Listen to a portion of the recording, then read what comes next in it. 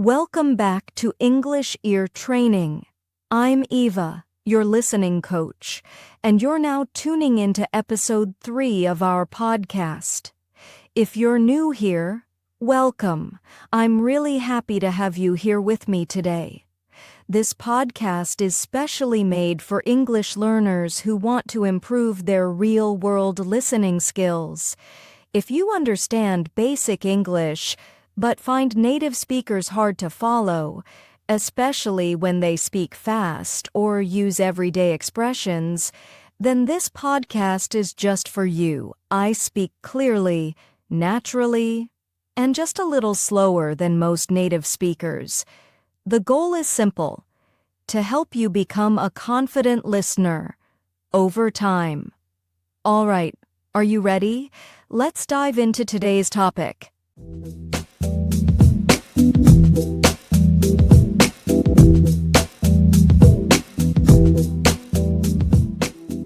Let's start by talking about something everyone experiences: the changing of the seasons. You know, spring, summer, fall, and winter. Each season has its own weather, feelings, and traditions. And for many of us, the change in seasons can really affect how we live our daily lives, what we wear, what we eat, even how we feel emotionally. I live in a city where we get 4 very different seasons. That means each part of the year brings a big change in the weather and in the way things look. And I have to say, I really love spring. Not just because the weather is mild and the flowers are blooming, but because everything feels fresh and full of life again. When something is mild, that means it's not too strong or extreme. So if I say we have mild winters in my country, that means our winters are not very cold or very extreme. They're gentle, soft, and easy to handle. So in spring, the weather is mild. It feels just right, like nature is waking up from a long nap. You see kids playing outside again, people smiling more. Even pets seem happier when the sun comes out after months of cold and gray skies. There's a soft breeze in the air, and when you walk down the street, you can smell flowers, trees, and fresh-cut grass.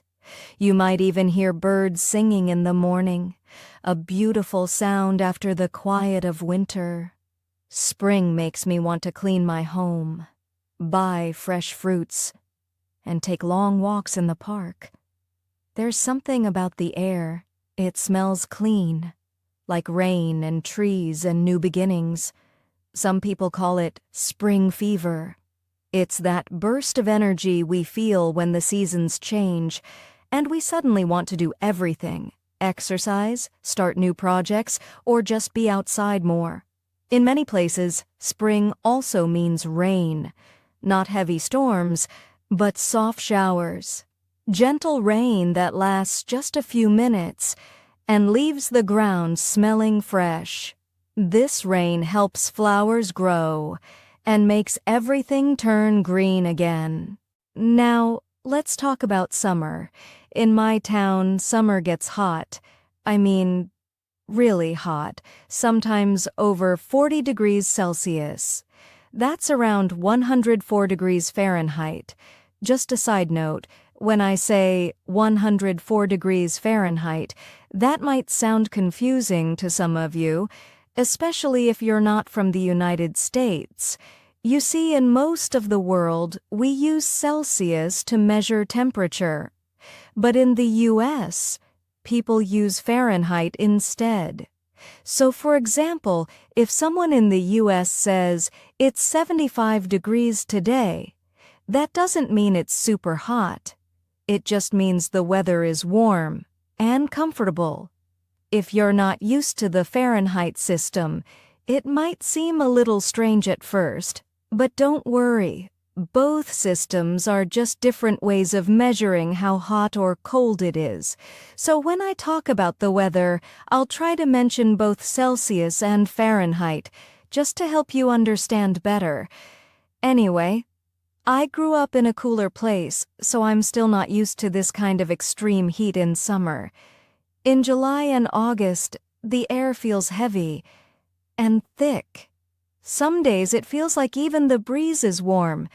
You sweat just by walking outside, and it's easy to get tired quickly in that kind of weather. People walk more slowly, they wear sunglasses, and almost everyone carries a bottle of water. Hydration is so important during summer. You'll also see more people wearing hats, sunscreen, and light-colored clothes. Dark colors absorb more heat, so we usually choose white or pastel shades to stay cool. Ice cream shops stay busy, and no one wants to cook hot meals. Barbecues and cold drinks become very popular. Watermelon, iced tea, and popsicles show up everywhere. And let's not forget, swimming pools, lakes, and beaches are full of people trying to cool down. But remember, it's not always the same in every part of the world. In some countries, summer doesn't mean heat. It means rain. In parts of India, for example, summer is the time for monsoons. That means heavy rain comes almost every day. Sometimes it rains so hard that streets flood, and people carry umbrellas even when the sun is out, just in case the rain starts suddenly. Isn't it interesting how one season can feel so different depending on where you are in the world? In Japan, summer can also be hot and humid. It's not just the temperature, it's the moisture in the air. You feel sticky and sweaty all day long. Even if you're indoors, air conditioners and fans become essential. And in tropical countries like Thailand or Brazil, summer feels more like a constant warm season, with short bursts of rain and long sunny days. All right, now let's move on to fall. Or autumn, as it's called in some places. This is my second favorite season. The air cools down after the heat of summer and everything feels calmer. The leaves on the trees start to change color. First they turn yellow, then orange, then deep red. Eventually they fall to the ground, creating a soft, colorful carpet under your feet. The air feels crisp, especially in the morning and evening. People start drinking warm drinks again. Pumpkin spice lattes, hot chocolate, or just a simple tea with lemon. You'll also notice that the sun sets earlier and the days get shorter. In many countries, fall is when school starts again. You see children with backpacks, lunchboxes, and new shoes. Stores begin to sell jackets and scarves. And of course, there are fall holidays, like Halloween in October and Thanksgiving in November, in the United States and Canada. These celebrations bring families together, and they often include lots of food, decorations, and special traditions. I love wearing sweaters in the fall. Not too heavy, just something soft and warm. I enjoy reading books by the window when it's chilly outside. I light a candle, make a cup of tea, and listen to the wind moving through the trees. Fall has a quiet beauty. It's peaceful. Some people say it's a little sad because everything is slowing down and getting ready for winter. But me? I find it comforting. And then we get to winter. Now, I'll be honest. I'm not a huge fan of winter. I know some people love it. Snow, hot chocolate, cozy fireplaces. But for me, winter is, well, cold and dark. In my city, we get a lot of snow. It can be beautiful, especially when everything looks white and clean. But it also means you have to shovel the driveway, scrape ice off your car, and be careful not to slip when you walk outside. The temperatures can drop below freezing, and the wind feels sharp on your face. It gets dark before 5 p.m. sometimes, and that makes me feel sleepy way too early. I wake up when it's dark, and I come home when it's dark. That can make people feel tired or even a little sad. There's actually a name for this. It's called seasonal affective disorder, or SAD. It happens when people feel more depressed during the winter months because of the lack of sunlight. But of course, not everything about winter is bad. Some people really love winter sports, like skiing, snowboarding, ice skating, or snowshoeing. And children? They usually love playing in the snow, making snowmen, having snowball fights, or going sledding. And let's not forget the holidays. In December, many people celebrate Christmas, Hanukkah, New Year's, and other winter festivals. These holidays bring joy, music, food, and family gatherings. So even though it's cold outside, winter can feel very warm on the inside.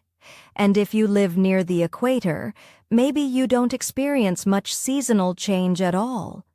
Some countries, like Malaysia or Singapore, stay warm all year round. I had a friend from Malaysia who said she wore the same clothes every month. No need for jackets, scarves, or snow boots. Instead of 4 seasons, some countries have just 2, wet season and dry season. The way people experience time is very different depending on where they live. So wherever you are, here's a little question to think about.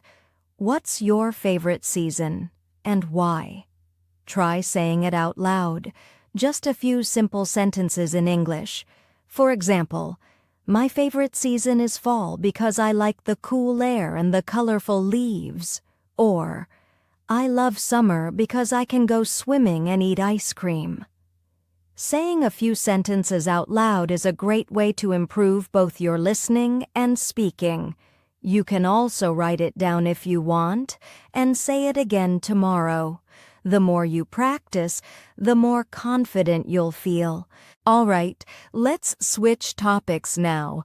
I want to talk about something we all use: social media.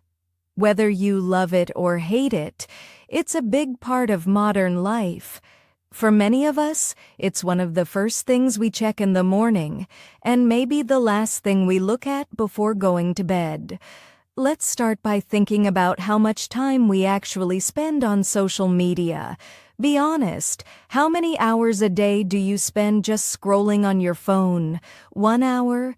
2? Maybe even more? For me, it really depends on the day.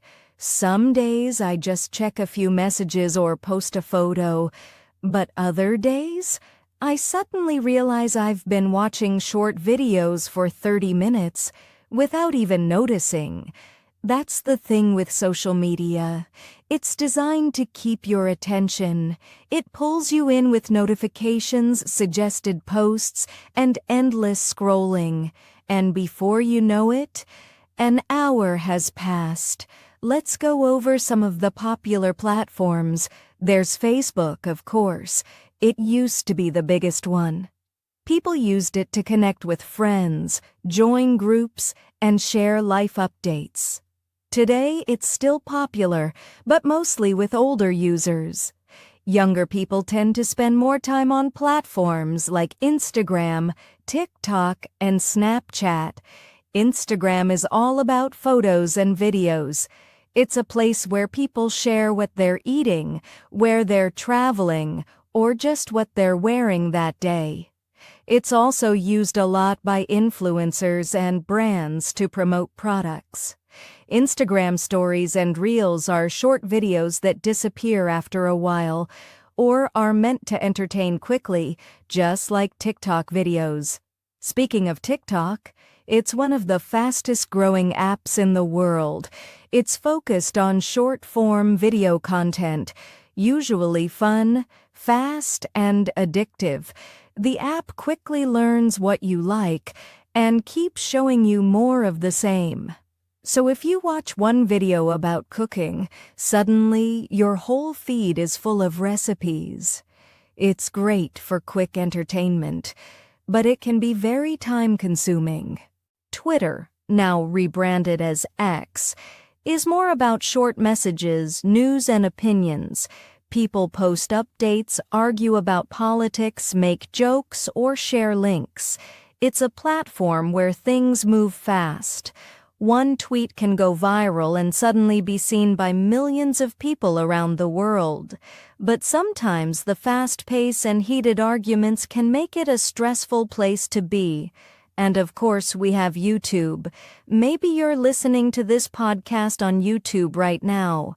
YouTube is one of my favorite platforms, especially for learning. You can find videos about almost anything: language lessons, science experiments, personal stories, or even full documentaries. Some people even watch YouTube instead of regular TV.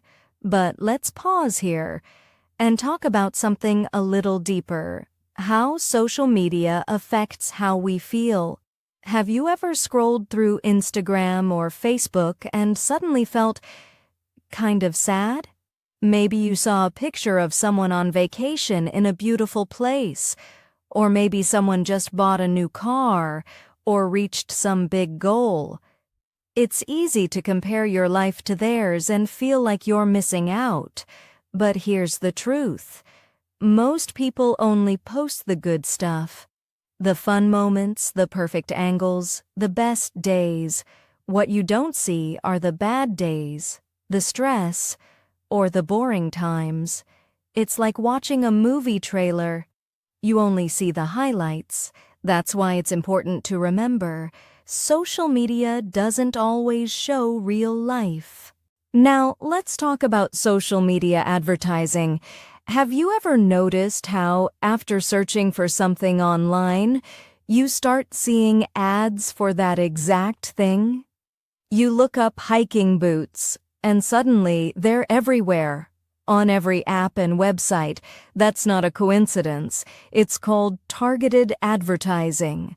Targeted ads are created using your online behavior: what you search, what you watch, what you like. This data is collected and used to decide what ads you should see. For example, if you often watch fitness videos, you might start seeing ads for protein shakes or workout clothes. This kind of advertising is big business. It's how many platforms stay free to use, but it also raises privacy questions. Some people feel uncomfortable knowing their clicks and searches are being tracked. Others don't mind, especially if the ads are helpful or relevant. But social media advertising doesn't stop with just the ads in your feed. It's also in the content itself. Many influencers or creators make money by doing brand deals. A fitness influencer might show you a workout, but at the same time, they're wearing branded shoes or drinking a certain type of water. And that's part of an ad. This is called sponsored content. The influencer is paid by a brand to use or talk about their product. Sometimes it's very obvious. Other times it's more subtle. This kind of marketing feels more personal because people often trust influencers more than traditional ads. Now let's take a moment to talk about the people behind all this content.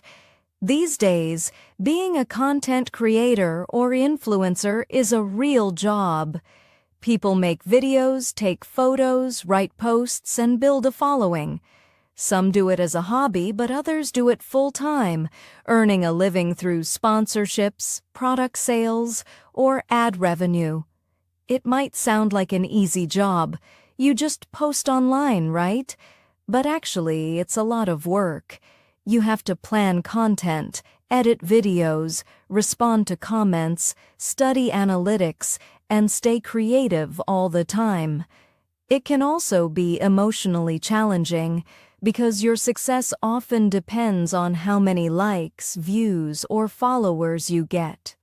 Some people feel pressure to be perfect or to always stay online, which can be exhausting.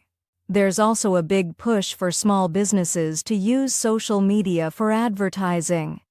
In the past, a business might buy a TV ad or rent a billboard. Today, they might just create a TikTok video or launch an Instagram campaign. It's cheaper, and it can reach more people, especially if the content goes viral.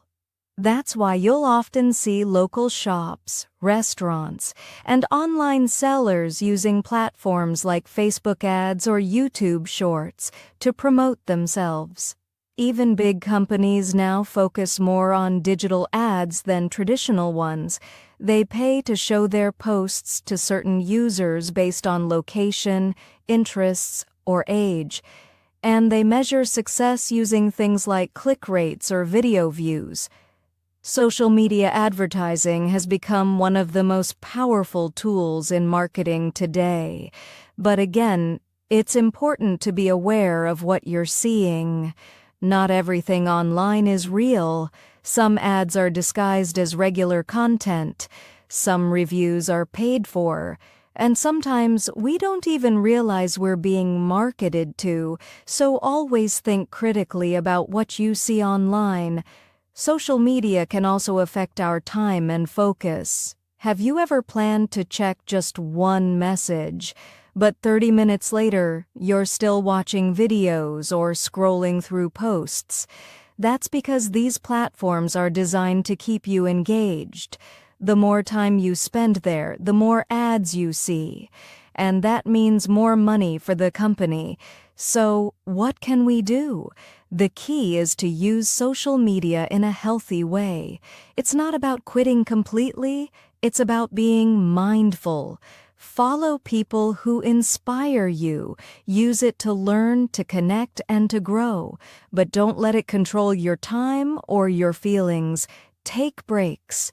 Turn off notifications if they're too distracting. And remember, the real world, the one outside the screen, is just as important. All right, that's it for episode 3. Today we talked about the seasons and social media, two very different topics, but both a big part of everyday life. We explored how social media works, how ads are shown to us, and how it impacts the way we think, feel, and spend our time. If you enjoyed this episode, please like and subscribe or share it with someone who's learning English. Every little bit helps this channel grow and reach more listeners like you. Thanks for listening and see you in the next episode of English Ear Training.